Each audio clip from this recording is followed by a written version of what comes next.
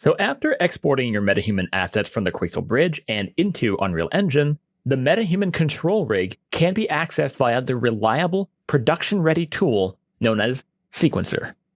This module will delve into how one exposes the MetaHuman control rig for full facial and body control, which allows us to pose and or animate our MetaHuman. So like we saw in the previous module, we can simply drag and drop our MetaHuman blueprint from the content browser and into our scene, like so. Once you have a MetaHuman in your scene, we need to open Sequencer and create a sequence. So by going up on the Cinematics tab up top here, click on Add Level Sequence. It's going to ask you where you want to save your sequence, so I'm going to go ahead, right-click here, create a new folder, and call this Sequences. Once it's there, we're going to name this, for example, sequence_001. And now you should have the sequencer window show up in the middle of your screen.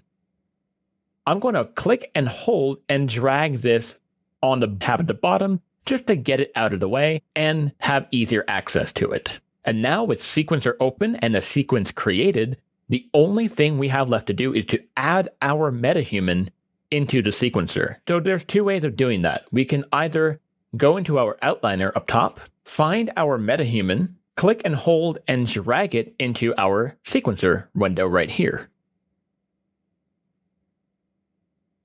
And now we've added our MetaHuman blueprint to our sequencer. But there's another way to do it too. We can click on the track button here, actor to sequencer, and add BP_name of your MetaHuman. And you'll see we've added our blueprint right here. Both of these methods are equally viable. So in the sequencer, you'll see we have body MetaHuman control rig and face control board control rig. So let's zoom in a little bit here. And to make this easier to see, I'm going to go delete our sky. You'll see here on the right-hand side, we have our facial rig control board. Now, this is a very advanced control rig. You're likely not going to want to manually animate facial animation with this control board. This is mainly intended for use with facial motion capture application. But by all means, if you're feeling adventurous, feel free to go manually keyframe your facial anim right here. So by selecting one of the points here, and we can move it, you'll see now we can animate the mouth of our MetaHuman. Now you'll notice that things are snapping into place.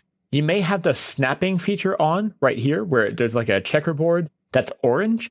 Click on this, and now you should be able to move your cursor freely. And the same can be done with literally any point on the control rig here. So if I want to change the direction of my eyes and where I'm looking, I can do that right here. Feel free to have fun with just about any of the settings here. This is a very fun tool to play with. Next up, let's take a look at the body control rig that we find in the sequencer. By clicking on this, you'll see now we have the body control rig options showing up.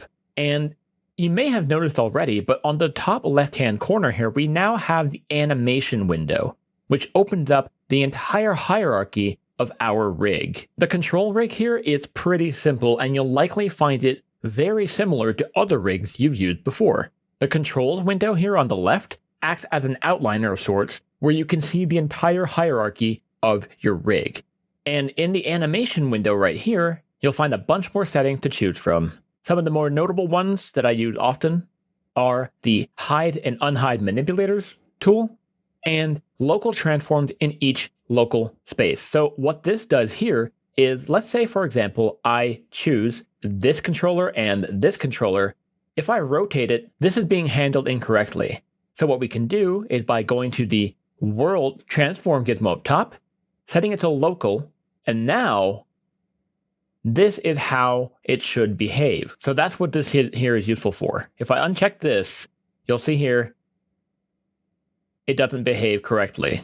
Now, when you want to animate the body here, you might want to use the MetaHumans control rig picker. So in order to find this, you can go to your MetaHumans folder that got created when you imported your MetaHuman, go into Common, go into Utilities, and then you can right-click on it and run Editor Utility Widget. Now you'll see you'll have your control rig picker right here. We can click and drag this and dock it off to the side if you prefer. You're going to have to choose your actor right here by clicking on None and setting your blueprint actor here. So now, if you want to select the head, you click on the head here. Same thing with the arm.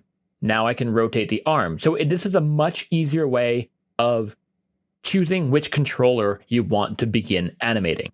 Here, we can also choose to hide and unhide the body controls, as well as choosing IK and FK on each of these joints. So to begin animating, let's go back to our sequencer right here. And now that we know how to have access to our control rig and navigate it more efficiently with the control rig picker, we're going to give our metahuman a very simple pose. So by selecting my head here, I'm going to rotate this like that, select his shoulders, give him a more natural, relaxed pose. I gotta turn off the snapping up top too, so that there's no need to have the joint snapping every 10 degrees.